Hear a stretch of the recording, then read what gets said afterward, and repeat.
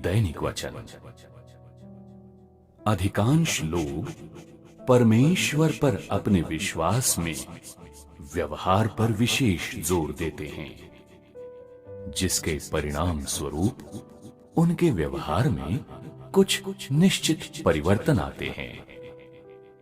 परमेश्वर में विश्वास करना आरंभ करने के बाद वे दूसरों के साथ वाद विवाद करना, लोगों को अपमानित करना और उनके साथ लड़ना झगड़ना, धूम्रपान और मद्यपान करना, कोई भी सार्वजनिक संपत्ति, चाहे वो एक कील या लकड़ी का तख्ता ही क्यों न हो, चुराना बंद कर देते हैं।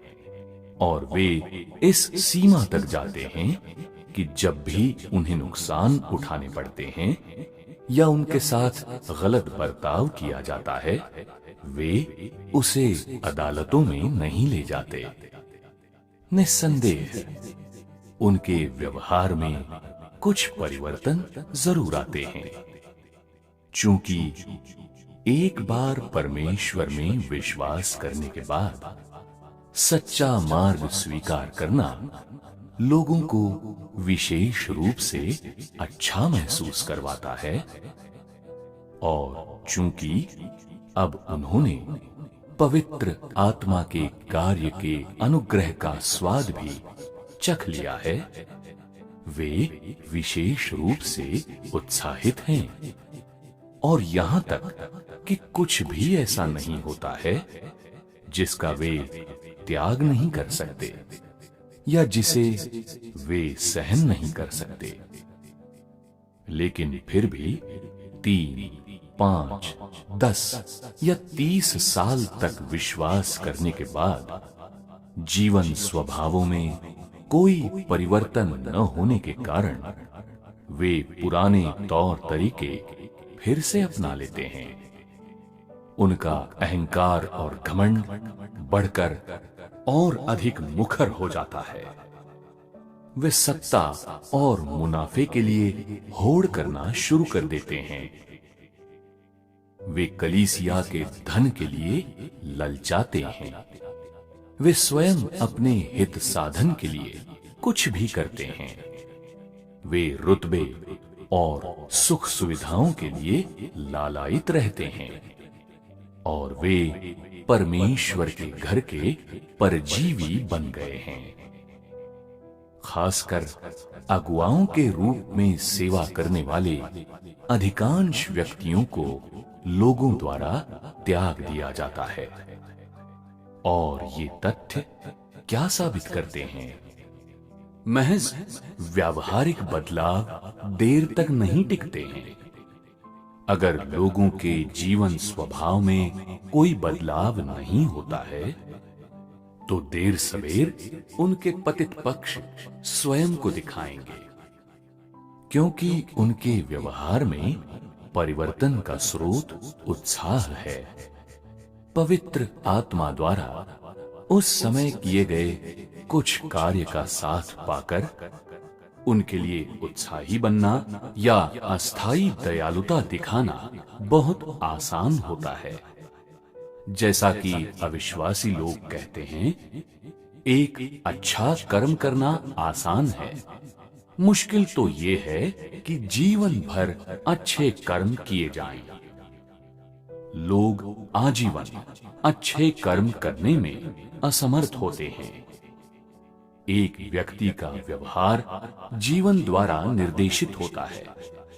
जैसा भी उसका जीवन है, उसका व्यवहार भी वैसा ही होता है।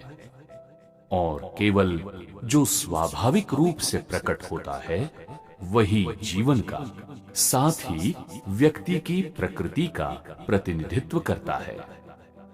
जो चीजें नकली हैं, वे टिक नहीं सकती। जब परमेश्वर मनुष्य को बचाने के लिए कार्य करता है, ये मनुष्य को अच्छे व्यवहार का गुण देने के लिए नहीं होता। परमेश्वर के कार्य का उद्देश्य लोगों के स्वभाव को रूपांतरित करना, उन्हें नए लोगों के रूप में पुनर्जीवित करना है।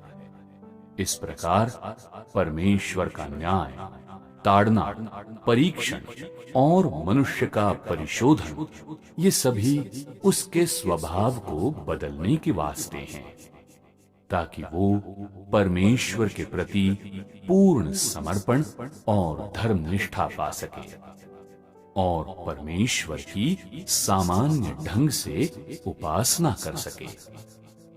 यही परमेश्वर के कार्य का उद्देश्य है। अच्छी तरह से व्यवहार करना परमेश्वर के प्रति समर्पित होने के समान नहीं है और ये मसीह के अनुरूप होने के बराबर तो और भी नहीं है। व्यवहार में परिवर्तन सिद्धांत पर आधारित होते हैं और उत्साह से पैदा होते हैं। वे परमेश्वर के सच्चे ज्ञान पर या सत्य पर आधारित नहीं होते हैं। पवित्र आत्मा के मार्गदर्शन पर आश्रित होना तो दूर की बात है।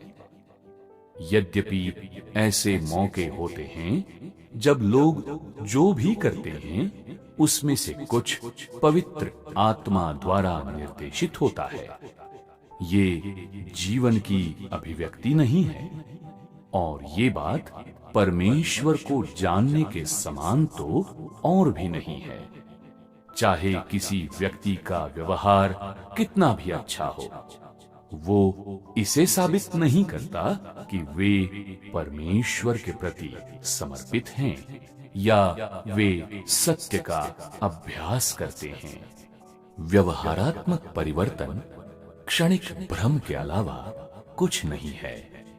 वे जोशो खरोश का प्रस्फुटन है। उन्हें जीवन की अभिव्यक्ति नहीं माना जा सकता है।